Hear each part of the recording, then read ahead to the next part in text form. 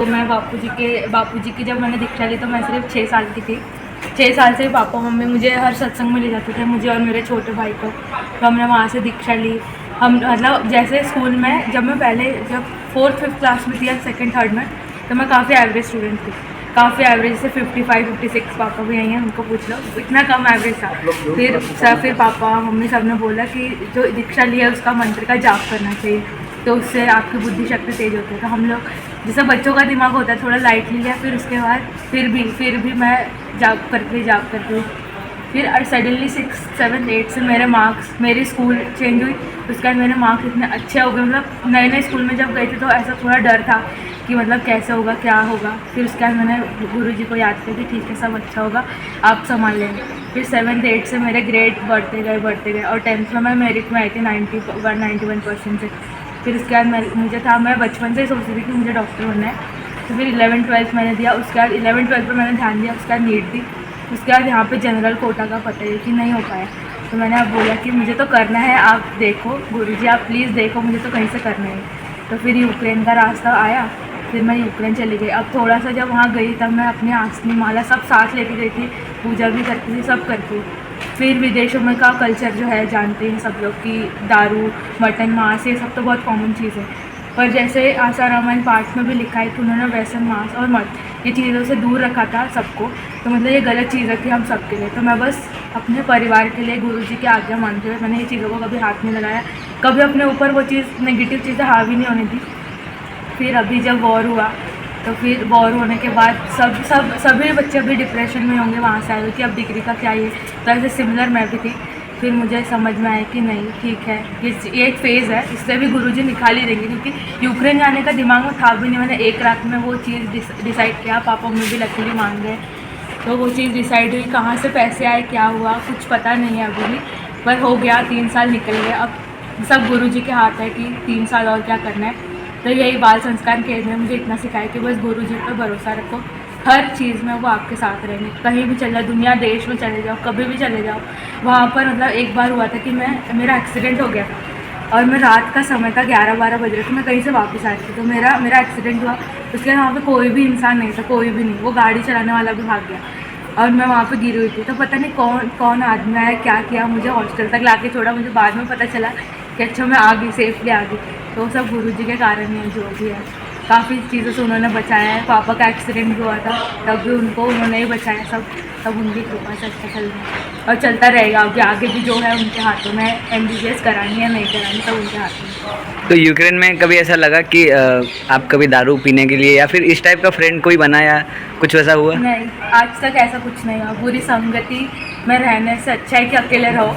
और गुरुजी का नाम लिया, बस अपनी पढ़ाई पे ध्यान दिया, क्योंकि वही करने गई थी मैं, वही नाम लिया, पढ़ाई की।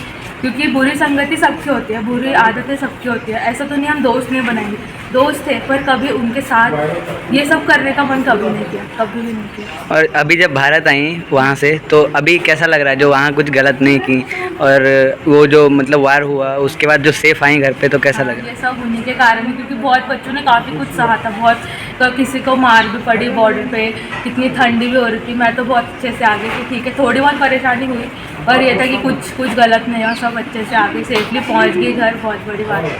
और अब बाकी आप उनके इस पर है, क्या करना है आगे। Thank you. वैसे तो हम लोग वो बड़ी कहानी है। तो मैं वो अपना त्र्यंबकेश्वर है ना, त्र्यंबकेश्वर की यात्रा से पैदल जा रहे हैं। तो उसमें एक बाबा के शिष्य थे, तो उनकी वजह से मैं दिल्ली चले गया। तो दिल्ली जाने के बाद पहले अमृतसर गया। अमृतसर में वहाँ बाबा का आश्रम में 1 महीना रहा हूँ। तो 1 महीना रहने के बाद फिर दिल्ली आया। दिल्ली में मैंने जापानी गार्डन में बाबा से दीक्षित लिया। हाँ, बापू जी का जो आश्रम है वहाँ मैंने दीक्षा ली थी 2004 में। और उसके बाद तो बापू जी के सहभाग में आता ही रहा हूँ। और मैं पुणे में 27 साल रहा हूँ। और ये जो है यहाँ आने का मतलब बोले तो मेरा लड़का है, और उसके वजह से मैं आया और भ्रमण हुआ है। दीक्षा लेने के बाद आपको क्या फ़ायदा है? फ़ायदा ही फ़ायदा है। बताइए अपना। मैं एक साधक आदमी हूँ। पहली बात तो मैं डॉक्टर के पास अभी तक मैं खुद अपना ही डॉक्टर खुद हूँ। मैं डॉक्टर को अभी तक मैंने चेक नहीं किया, ना ब्लड प्रेशर ना कुछ। मैं साधक हूँ, योग साधना करता हूँ, सांस के और विचार के साथ रहता हूँ, अच्छे विचार के साथ रहता हूँ। और इन्होंने बताया हुए रास्ते पे चलता हूँ, बापू जी के रास्ते बापू जी के रास्ते बापू जी के बताए हुए रास्ते पे चलता हूँ। और यही कारण है, तुम्हें ईश्वर ने कोई बीमार बनने की कोई आवश्यकता नहीं है और ना ऐसी व्यवस्था है, सिर्फ वो अंदर ही है। और ये सत्संग में रहना है, अच्छे विचार के साथ चलना है और अच्छे गुरु के साथ अच्छे संपर्क में रहना है, अच्छों के साथ रहना, बस यही कारण है। तुम्हें कोई बीमार बनाने की कोई व्यवस्था ऐसी है नहीं। बाकी तो और सत्य बोले तो परमेश्वर, ईश्वर बोले तो सत्य के विरुद्ध जो जाएगा उसको फटका बैठने वाला है।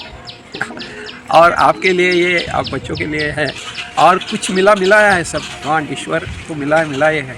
वो मिलाने का नहीं, उसको आवरण दूर करना है बस। बाकी तो क्या है, बाकी मैं बोल नहीं सकता ज़्यादा क्योंकि मेरी आदत नहीं है। ये संभाषण मैंने पहली बार भी किया, ऐसा ही समझो, तो भी अच्छा बोला, बात किया है ना। हाँ।